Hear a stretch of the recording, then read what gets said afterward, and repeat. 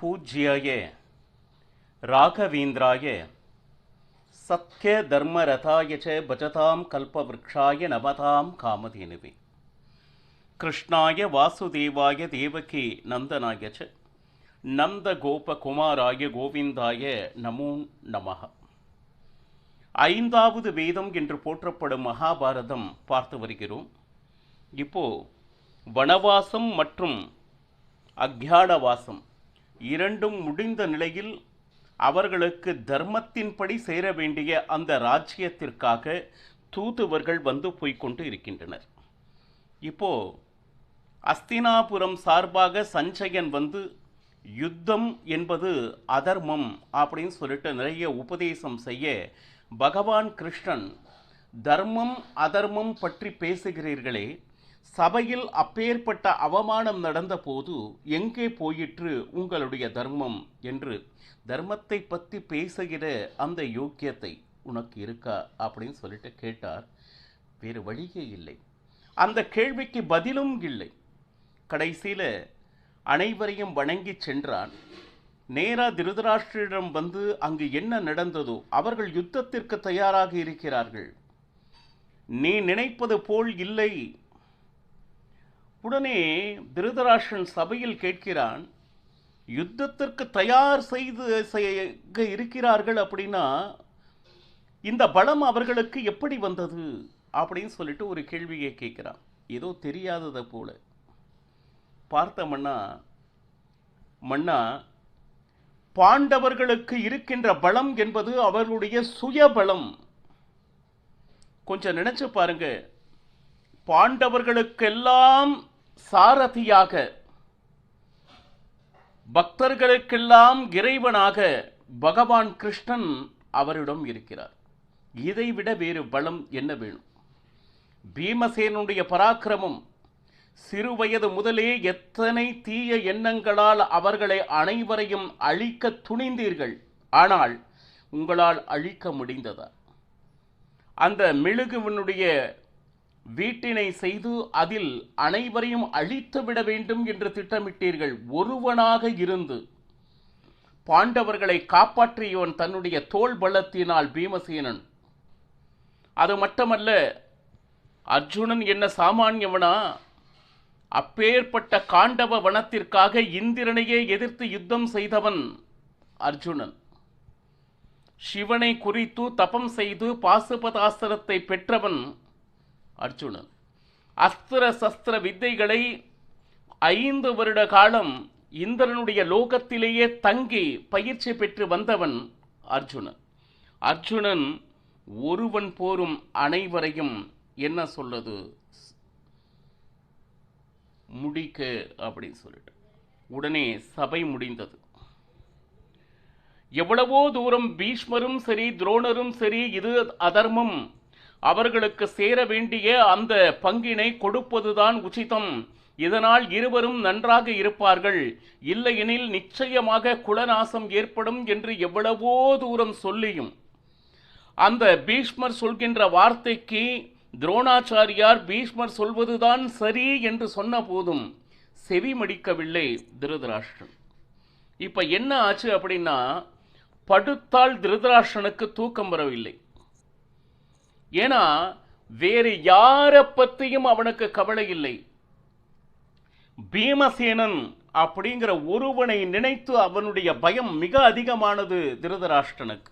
ஏன்னா பாண்டவருக்கு சுயபலம், தர்மராஜன் அவன் செய்த தர்மம், அவ்வளவு எளிதில் அவன் யுத்தம் என்கின்ற வார்த்தையை தன் வாயினால் பிரயோகிக்க மாட்டான். ஆனால் ஒருவேளை யுத்தம் செய்வதாக அவன் களத்தில் இறங்கிவிட்டால், ஏன்னா அவன் செய்த தர்மம் அவனை காப்பாற்றும். அது மட்டுமல்ல, இந்த உலகத்தில் இருக்கக்கூடிய அத்தனை வீரர்கள், ஏன் பாண்டவர்கள் மற்ற 4, துரியோதனாதிகள் இந்த பக்கம் இருக்கக்கூடிய 100 பேர், துரோணர், அத்தனை பேரையும் ஒரு பக்கம் வைங்க, பீமசேனன் ஒருவன் போதும் அத்தனை பேரையும் அழிக்க. திருதராஷ்டிரனுடைய பயமே பீமசேனனை எண்ணித்தான். ஏன்னா அவன் யுத்தத்தில் நுழைந்து விட்டால் ஒரு சிங்கத்தின் பிடியிலே ஒரு மான் அகப்பட்டால் எப்படி வேட்டையாடுமோ அந்த மாதிரி வேட்டையாடுபவன் பீமசேனன். என் குழந்தைகள் யாரையும் சிங்கத்தின் பிடி என்று பீமசேனனுடைய பிடியில் விழுந்து மடியப் போகிறார்கள், நான் என் செய்வேன். பாருங்க, இவ்வளவு கவலைப்படுகிறானே தவிர அவர்கள் நியாயமாக கேட்கக்கூடிய அந்த ராஜ்யத்தையோ இல்லை கடைசியாக கேட்ட ஒரு 5 கிராமங்களையோ கொடுக்க தயாரில்லை.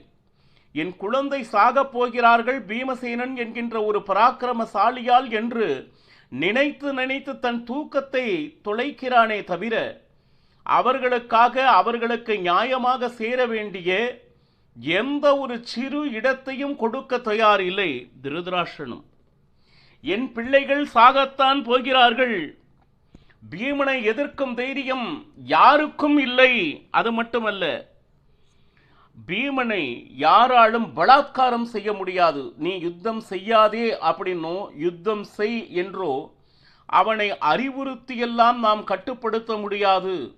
அவன் தீர்மானித்து விட்டால் அதர்மம் எந்த இடத்தில் இருக்கோ அந்த இடத்தை எதிர்க்க துணிந்து விடுவான்.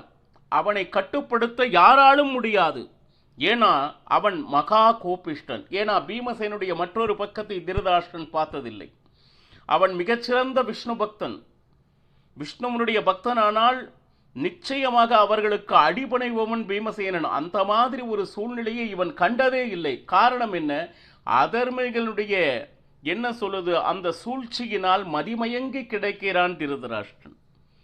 அதர்மத்தின் பக்கம் யார் இருக்கிறார்களோ அவரை முடித்து விடுவான், அவரது பிராணனை வாங்கி விடுவான். யாரு? பீமசேனன். அது மட்டுமல்ல, கிருஷ்ணனுக்கு யார் யார் எதிராக செயல்படுகிறார்களோ, கிருஷ்ணனுடைய வைரியாக யாரெல்லாம் இருக்கிறார்களோ அவர்கள் யாரும் பீமசேனனிலிருந்து தப்பிக்க முடியாது.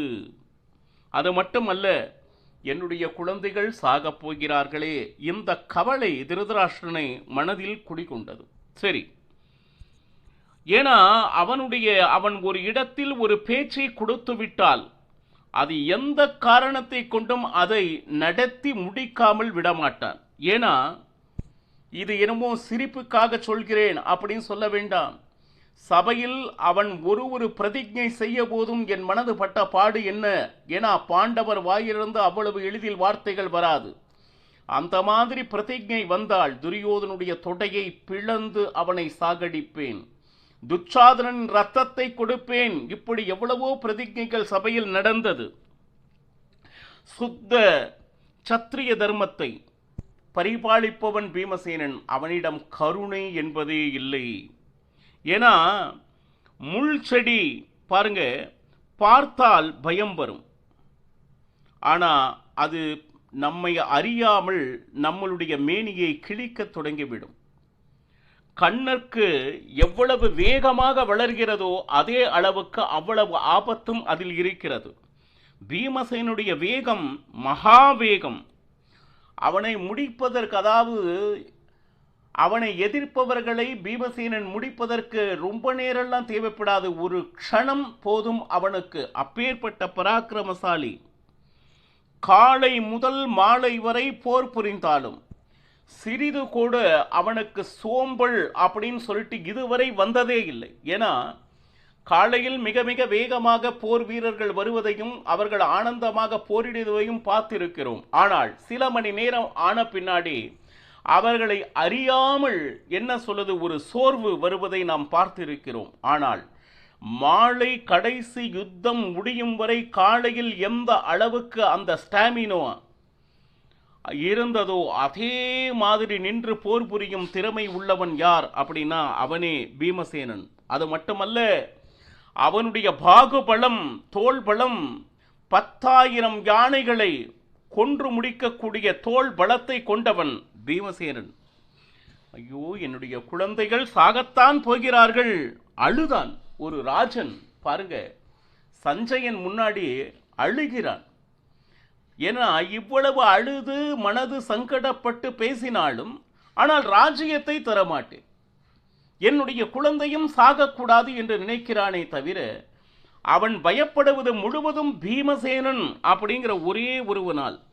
ஏன்னா அவனுக்கு விழுகின்ற கனவுகளோ துரியோதனன் மிகப்பெரிய கதையினை எடுத்துக்கொண்டு ஒரு யமதர்மராஜன் போல தன் முன்னே நிற்பதை அவன் காண்கிறான். அந்த கதை எப்படி இருந்தது? உருண்டையாக இல்லை, அஷ்டகோணத்தினால் ஆன கதை. ஒரே ஒரு அடி கொடுத்தால் எப்பேற்பட்ட உயிரும் மாண்டுவிடும். அப்பேற்பட்ட கதையை கையில் தாங்கி மிக கோரமாக திருதராஷ்டிரனுக்கு காட்சி அளிக்கிறான். அதர்மவாதிகள் கண்களுக்கு யமதர்மராஜனாக தெரிபவன் பீமசேனன். அது மட்டுமல்ல, பலவிதமான நரிகள் சுற்றி இருக்க அதற்கு நடுவில் சிம்மம் இருந்து எப்படி வேட்டையாடுமோ அதே போல பீமசேனன் கையில் என்னுடைய குழந்தைகள் சிக்கி சின்ன பின்னம் ஆகப் போகிறார்களே, எனக்கு தூக்கம் வரவில்லையே. பாருங்க, அவனுடைய கர்ஜனை எப்படி இருந்தது, இதையெல்லாம் திருதராஷ்டிரன் சொல்றான். பீமசேனன் ஒரு தடவை கர்ஜனை செய்தால் பல வீரர்கள் மூர்ச்சையாகி விடுவர்.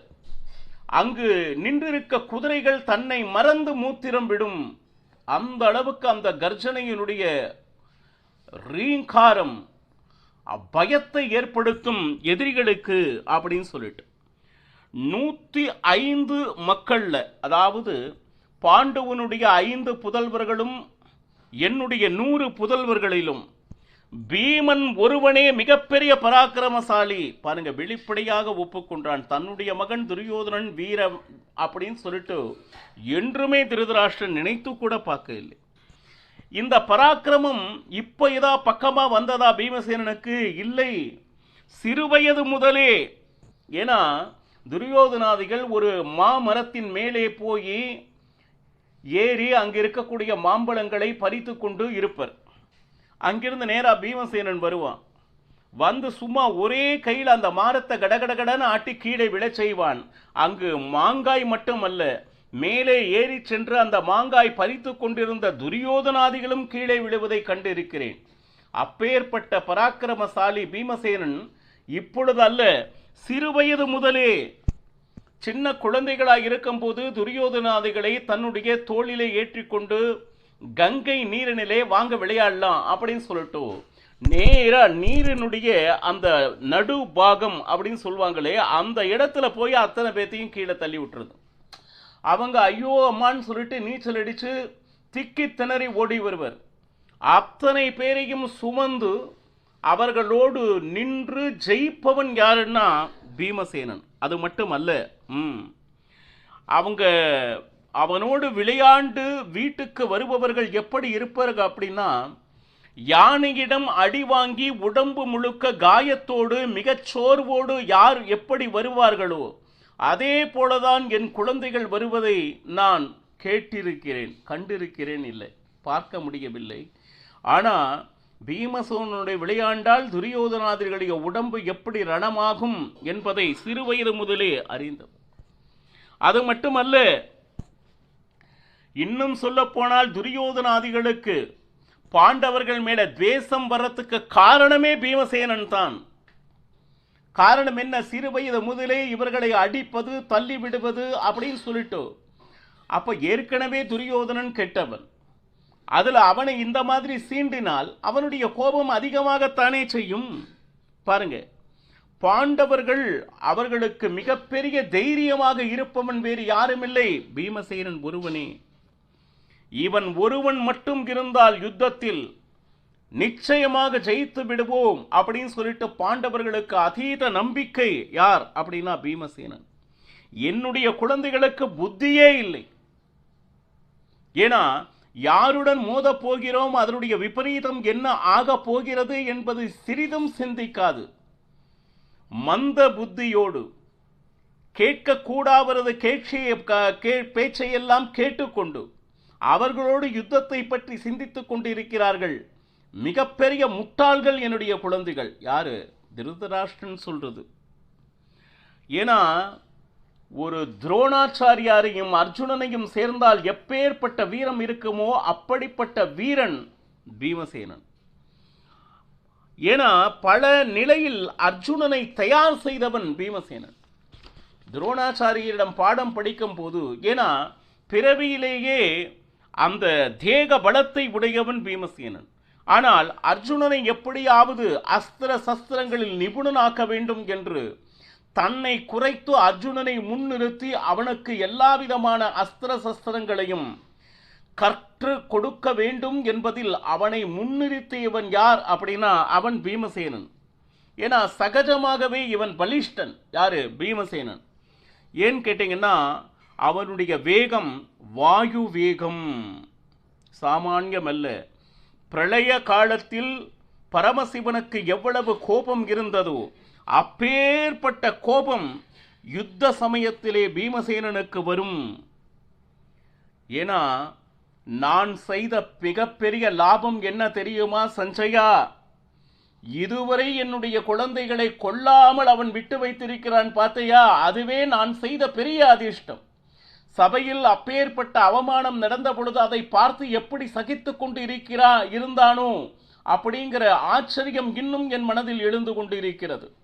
ஏன்னா அன்றே பீமசேனன் ஒருவன் நினைத்திருந்தால் அந்த சபையில் இருக்கும் அனைவரையும் கொன்றுவிடக்கூடிய மிகப்பெரிய பராக்கிரமசாலி அப்படின்னு சொல்லிட்டு பீமசேனனுடைய பராக்கிரமத்தையும் அவன் வீரத்தினால் விளைந்த அந்த பயத்திலும் திருதராஷ்டிரன் சஞ்சயனிடம் எப்படியெல்லாம் புலம்பிக் கொண்டிருக்கிறான் என்பதனை பார்த்தோம்.